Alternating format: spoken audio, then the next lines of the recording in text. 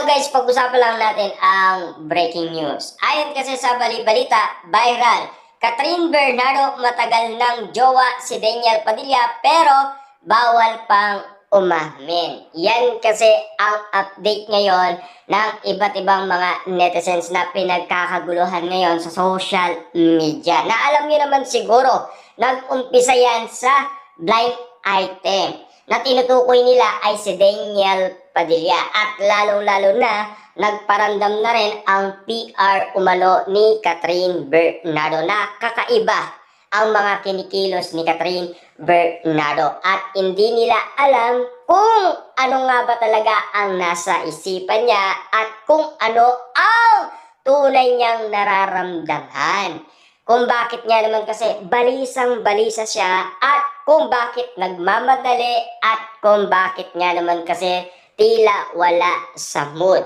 Pero napapag-usapan nyo naman siguro at naririnig ang ganitong sitwasyon at kumakalat na ito sa social media. Naglalaylo na daw ang dalawa at hindi nating alam kung ano daw ang balak nilang gawin. Pero siyempre kay Daniel Padilla alam na ng karamihan. Na si Daniel Padilla nagpo-focus na sa negosyo at balak niya ng mag-asawa dahil nasa tamang edad na. Yan kasi ang pangakong binitawan ni Daniel Padilla sa kanyang mga Dilul fans. Na alam niyo naman siguro, sa ganitong sitwasyon na sinasabi ngayon sa social media, kung bakit nga naman kasi tila hindi pa naman umaamin sina Daniel Padilla at Kyla Estrada. At lalong-lalo na Catherine Bernardo at Mayor Mark Alcala. Kahit sabihin man noon na si Alden Richard at Catherine Bernardo na mag-MU na at lalong-lalo na kasi ang gusto ng karamihan ay intayin pang umamin sina Catherine Bernardo at Alden Richard. Pero ang iniintay nila hindi umaamin.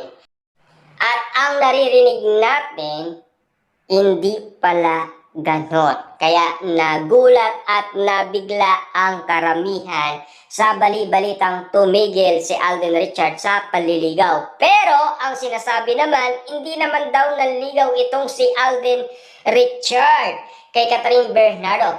Pero ang nagsalita sa atin yan kung bakit kumalat yan ay si Ogie Diaz. Ayon kasi sa bali-balita noon ni Ogie Diaz, si Alden Richard madalas sa bahay ni Catherine Bernardo at tinuturuan niya si Catherine Bernardo magmaneho ng sasakyan.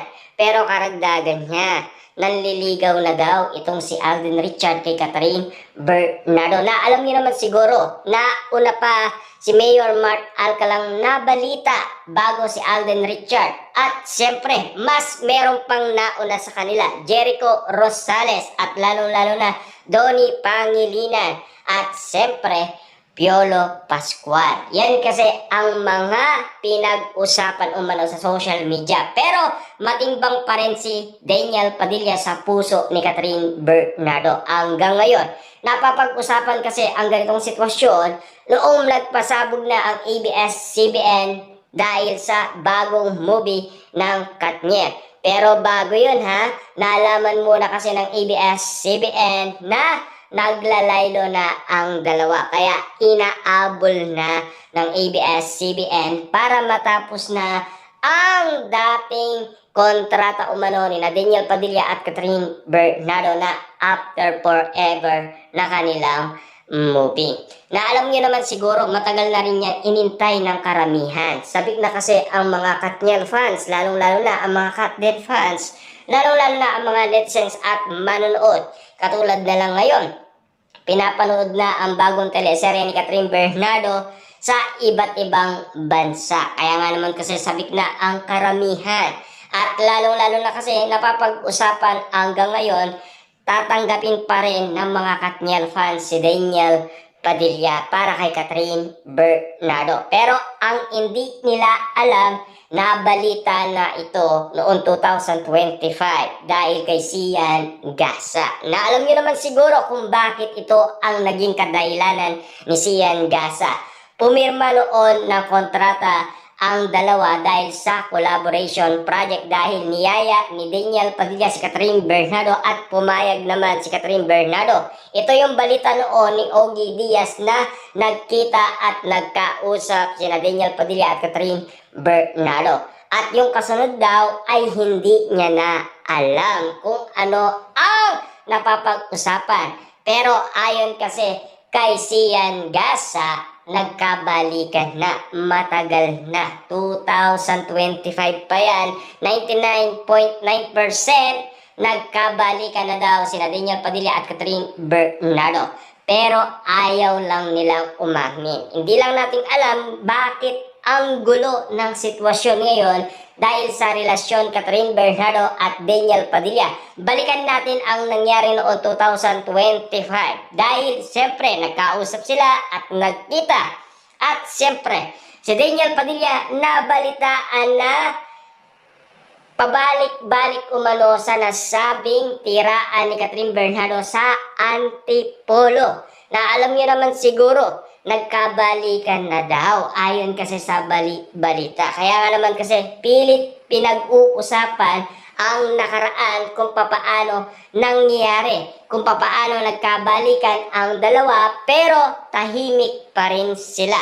Na alam niyo naman siguro, ganito rin ang nangyari noon na sina Daniel Padilla at Catherine Bernardo, matagal na silang mag-on pero hindi lang sila umaamin. 5 years kasi silang mag-on bago sila umamin, diba? Yan kasi ang mga tinutukoy ng balita. Kaya nga naman kasi hanggang ngayon, tahimik pa rin. Bakit nga ba ganito ang pinag-uusapan at bakit hindi sila umaamin? Tulad ng sinasabi umano ng ibang artista, kapag umamin na sila, wala na yung kilig na inahanap nila. Wala na yung mga sabik, wala na yung nag-iintay, wala na yung mga abangers. Kasi hanggat dumadami ng dumadami ang naghihintay, ganyan din kasi ang nangyari sa Kat Den. Kasi pinanood natin at sinubaybayan ang Kat Den simula nag-start silang pinagkaguluhan sa social media. Kaya nalalaman natin kung ano ang ibig sabihin ng mga bali-balita tulad ng mga sinasabi ng mga artistang matagal nang sumikat. Na alam niyo naman ngayon kung bakit nga naman ganito ang nagiging sitwasyon ay tila hinahanap na ng mga netizens ang katotohanan. Kung talagang makatotohanan nga ba na sina Daniel Padilla at Catherine Bernardo ay matagal nang magjowa at hindi lang umaamin.